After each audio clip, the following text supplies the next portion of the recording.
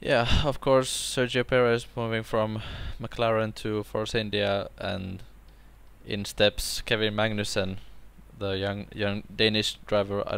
I'm not sure when the last Danish driver probably was his father in Yeah, I think so. '95 or '94. Yeah, well, McLaren, they've obviously had a hugely bad season last year. So what do you think about the new car? I think it looks very good actually. I think there was an Autosport thing again, as we know, you read a lot of Autosport. Hmm.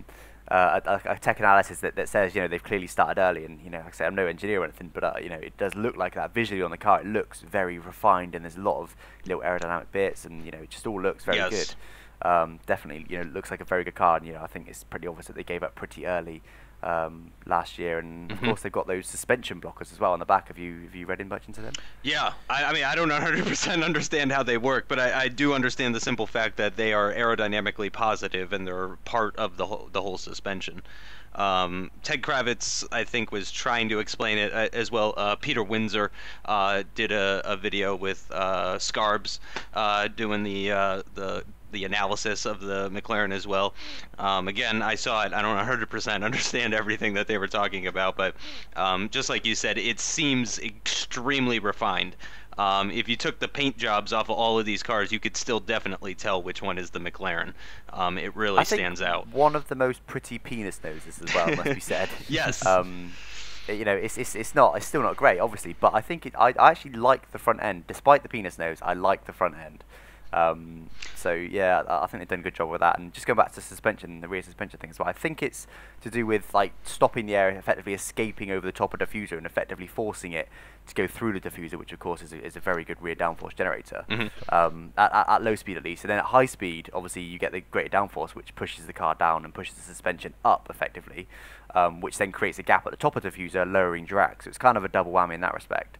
Again, I'm no engineer, but that's kind of what I've read, and it sounds very clever.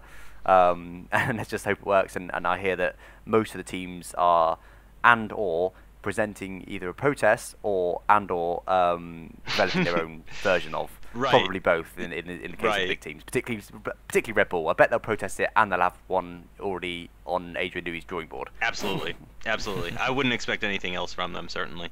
Kevin Magnussen, of course, comes from Renault 3.5, actually, and he is highly praised by the McLaren team. I think they said that they had a vote, and McLaren as a team pretty much chose Kevin Magnussen based partially on his good simulator work. Perez had never been at a team that even had a simulator, so Magnussen has been, kind of molded by McLaren into the current driver that he is now, and a lot of that is simulator work. So he seems very quick. Obviously, he's brand new. It's going to be pretty interesting. I think Lewis Hamilton was the last McLaren driver who was a rookie, correct? I Yeah. think so. Yeah. Do all the teams not have a simulator? I swear they do. I don't think so. Like, if they haven't They got one, must they do they borrow one. I know Caterham have got one, so come on, Force India, Okay, Sauber, they must have That's one. a good surely. point. That's a good point. Well, it's definitely not as much of a focus.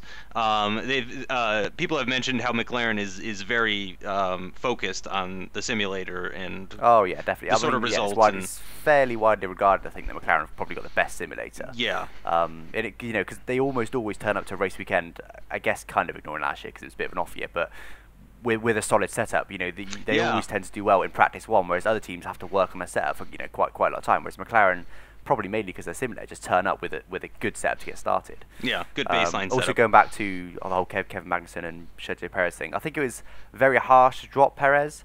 I think he showed like he was pretty much a match for Button, but I think they probably just saw. I probably almost Martin Whitmer was probably under pressure to make some changes, and that was one of the ones he kind of had to do. But I think Button's too well ingrained there now, and he's too much of their kind of Their man. Yeah, he's just too Stand he's by too loved your there. man. Brilliant. But yeah, it's definitely a good choice to pick Kevin Magnussen. I think even in testing, I think he set the fastest time. Am I right? I think Yes. he did. Yes. Yeah, by half a second. Again, I know times Times are don't nothing, mean but anything. they don't. But he definitely looks solid, and I think he was consistent as well. You know, the long runs do mean something. I think he was really consistent over the long runs. I mean, you know, he's only just got in an F1 car. Like I said, he was in, you know, was it Formula Renault? Was it 3.5? The Renault 3.5. So yeah, obviously he's not, you know, it's not like he's been in GP2, which is quite close to F1. He's quite far away from F1, really, that series. So I think it's a bold move, but it looks to me like it could work out. Perhaps not as well as Lewis Hamilton because he had so much testing beforehand. Right. But you know, I think that's definitely a solid move, and he does look very strong. Yeah. I He mean, did crash though. oh, he did. Yeah, I missed that. on the He spun, I think, twice Yeah. in the chicane, and then right at the end of the last test, I heard something about, was it him and maybe a Sauber, him and another car, but I didn't actually hear what happened. Do you know what happened? He did crash, and I think he tapped the wall so that he lost the front wing, but I don't think it was like a huge crash. I heard that right at the end, literally there was a red flag right at the end of day 4, the final day of testing in Jerez, and that I heard he was in the wall, but not heavily, just like I said, just tapped the wall with his front wing. Mhm. Yeah. And there was another car stopped there as well, and this was on Autosport Live, and they said, you know, we'll tell you what happened after, and then they never did. So I don't actually know what happened. I don't know if there was a crash or it was just coincidence or what. I'm not really too sure. But I know he definitely spun a couple of times. But I think that was kind of overconfidence, and you know, is it still, you know, He's he's only got 2 pushing. days in the car. So yeah. Yeah. Well, in fact, it's 1.5 days in the car because of course McLaren lost their first day, didn't they? I think. Was it their Right. first day? Yes. Yeah, they missed the first day, Yeah. so they split Jensen, and Mercedes kind of did the same thing as well because of Yeah. Hamilton's crash on the first day as well. And Yeah. he did the most laps of anybody. Kevin? 162 laps in total. Yeah. Wow. Holy cow. No wait. No, Actually, Alonso sorry. did. I was gonna say I thought Alonso did. Alonso Oh no, Rosberg, and Rosberg then Rosberg, Alonso. yeah. Yeah. Sorry. Okay, but still, he did the Almost. third. Our list isn't organised by laps, can you tell? Yeah.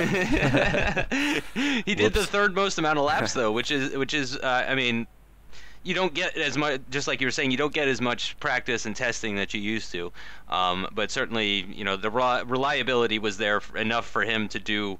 I mean, he did as much laps as Renault, as a motor, as like an engine provider. So you know, he's definitely, you know, in a good position certainly.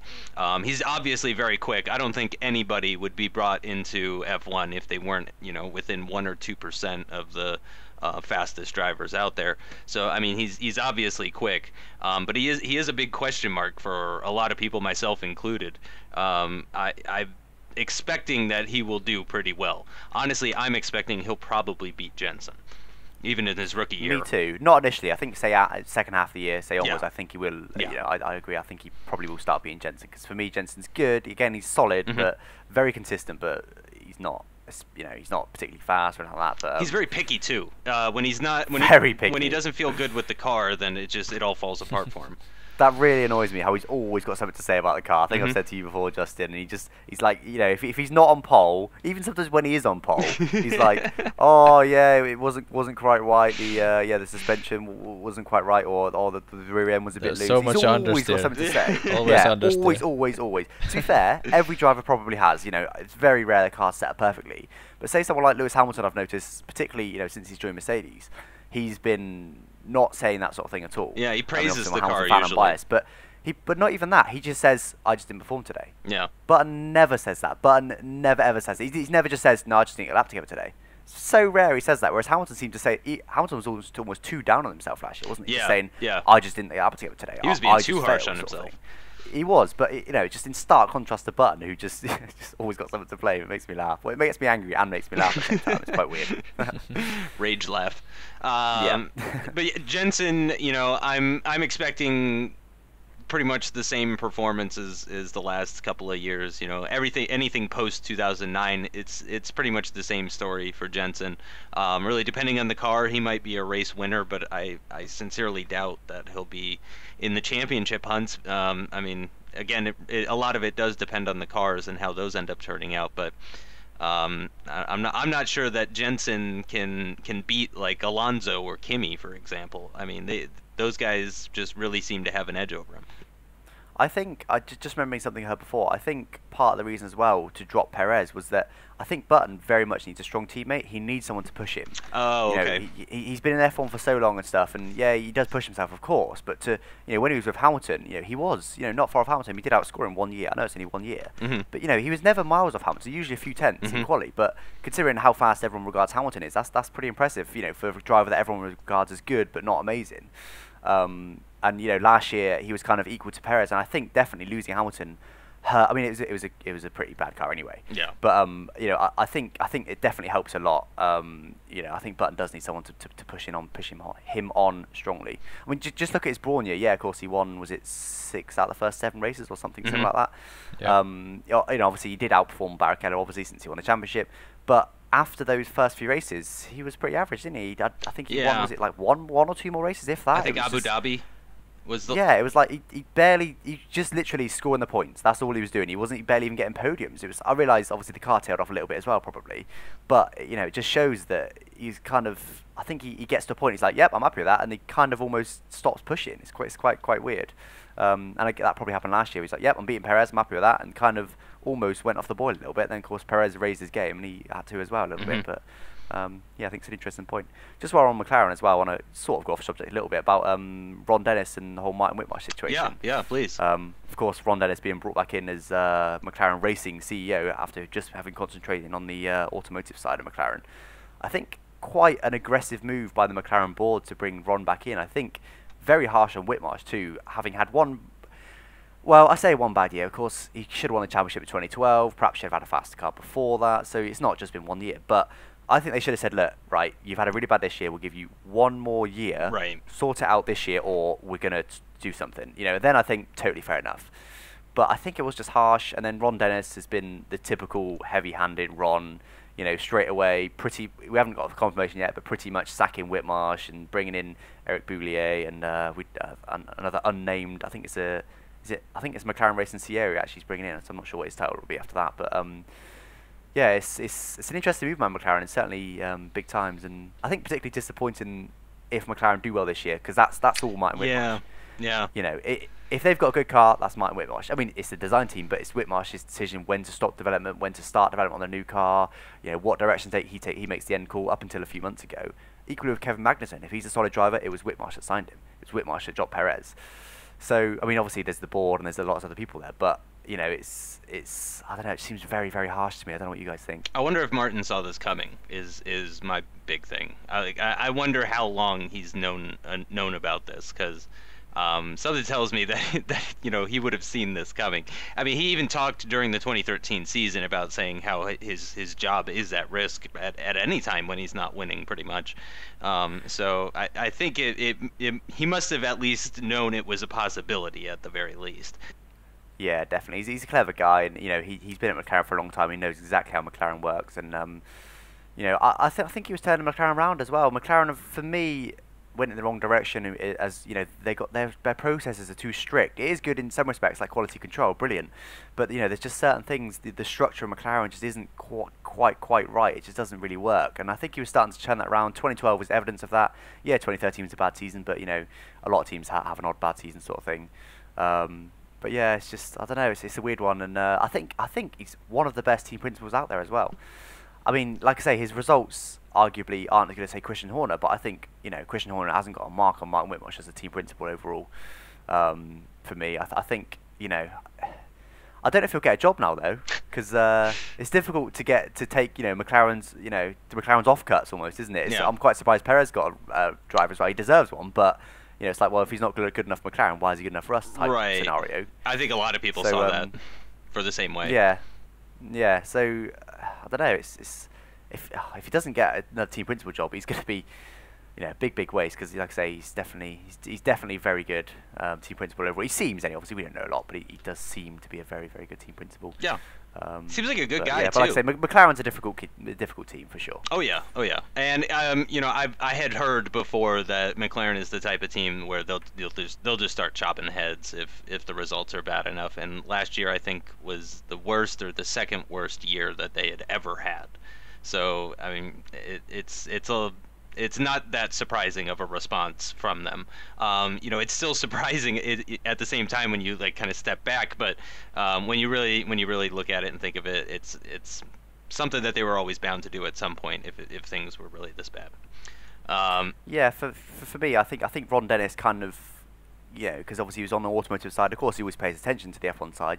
That's his passion. That's what he loves. But I think after the 2012 season, he was kind of pretty happy with where he was. Then they lost Lewis Hamilton, and I think that kind of twerked Ron's ears, and he's a bit like, well, I know Ron particularly. Obviously, he's the one that's helped Hamilton through his career. He's the one that supported him from very early on. So I think Ron was kind of like, well, that's not good. But obviously, just took a back seat still and couldn't really say much. And then after the 2013 season, I think he probably was more campaigning for his old job back and really wanted to get back involved because he thought he obviously could do better. Yeah. But I think Lewis Hamilton leaving was probably the first big thing that kind of tweaked Ron's ear, as it were. Probably. Yeah, his Lewis is very much Ron's like protege. Yeah. I've seen pictures from early age. Yeah, I've seen pictures of Lewis like in the karting years with Ron right there with him. I think on the podium too. There's a picture of Lewis on a podium from his go-karting years, and Ron's right there. Yeah, I think the first time that Lewis met Ron, I think it's the first time. The first time he probably spoke to him anyway was I think some sort of motorsport awards, and he's probably about 6 or 8, probably really young, maybe 8. And he went up to Ron and said, "One day I want to drive your cars." And Ron probably sort of patted his head and sort of laughed off and was like, "Yeah, maybe," sort of thing. But that I think that was the first thing Lewis ever said to Ron, and obviously the rest is history, sort of thing. But it was, I think, like I said, it's very much Ron's thing. Obviously backed up by McLaren, but yeah, it was. I think that was very much Ron's decision and Ron's doing. Just going quickly as well on the whole Mark Whitmarsh. I think Mark Whitmarsh very much suits McLaren as well. I think if he goes to Lotus, who are obviously without a team principal now, Eric Boulier's left, I think he doesn't fit. I don't know what you guys think. I just really think he doesn't fit. They fit really well at McLaren. He was a McLaren man through and through. Equally for Eric Boulier, the other way around. I don't think he's a McLaren man. He just he's really not. It just doesn't fit, does it? Don't get me wrong, he's a great team principal, but it just doesn't fit, does it? It's just not quite right. It's weird. Martin Whitmarsh looks like somebody who would design weapons for James Bond. Eric Boulier looks like a James Bond villain. Like they're two totally opposite ends of the spectrum. I like that. That's good.